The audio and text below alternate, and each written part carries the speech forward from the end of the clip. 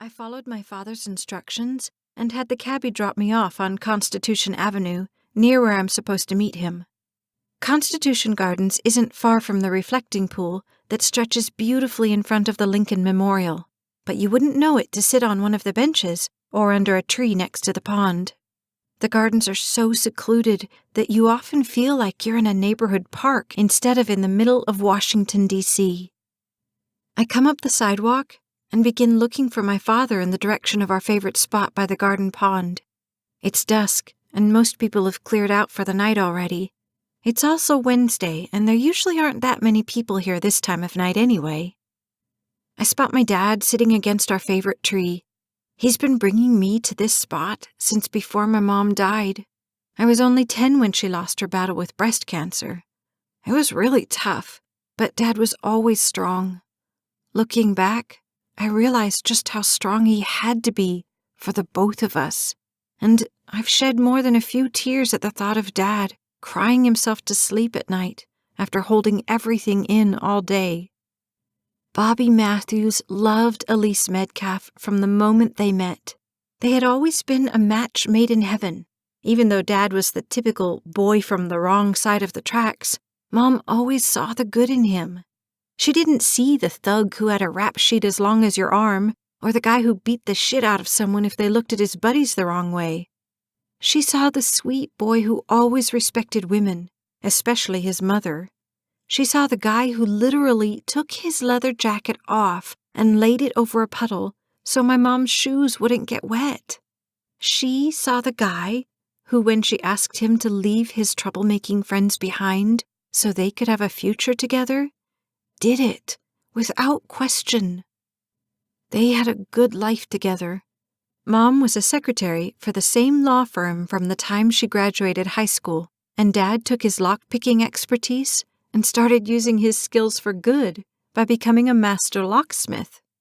We never had a lot of money, which sucked at times because D.C. is so damn expensive, but we had a great life together. Dad's fellow gang member turned business partner, Oz, became even more like family after Mom died. He ran their locksmith and security business while Dad took almost a month off from work and kept it running as if Dad had never left. He maintained the clients they already had and landed a few new clients as well. Oz never married, which is a shame because even though he still looks like a bouncer, he's a teddy bear and an amazing cook. I told Dad I was going to refer to Oz as my other dad since he took just as good care of me as he did, but Dad told me I better not, as he didn't want anyone to think he and Oz were that kind of partners. Overall, the last 9 years since Mom's death have been as good as could be expected.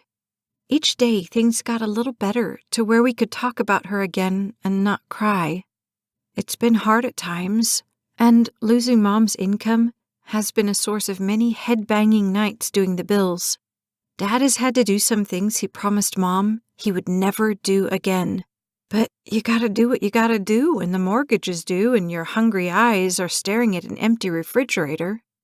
We don't talk too much about that, though. It makes Dad sad to think about how disapproving Mom would be about what he's been doing for a certain senator for the last few years. I smile as I approach Dad, but it fades quickly as I see that he's not well. He's slumped over and looks like he's going to be sick. "Dad, are you okay?" I ask as I rush to him.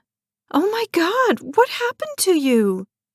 Dad lifts his hand from his belly, and even in the shadows of dusk, I can see how bloody it is from what looks like a gunshot wound. "I need you to listen to me. There isn't a lot of time. If you don't hurry, they'll be back for you," he says through winces of pain. "Keep your hand there. We have to keep pressure on the wound. I'm calling 911. I start to pull out my cell phone, but Dad stops me. "You haven't even started nursing school, and you already think you know everything." Dad gives a muffled laugh. I don't know why he's trying to use humor right now. This is serious. I've got to get him to a hospital. "Who did this, Dad?" I look him square in his brown eyes, hoping he'll be honest with me. He looks at me, and I immediately know the answer.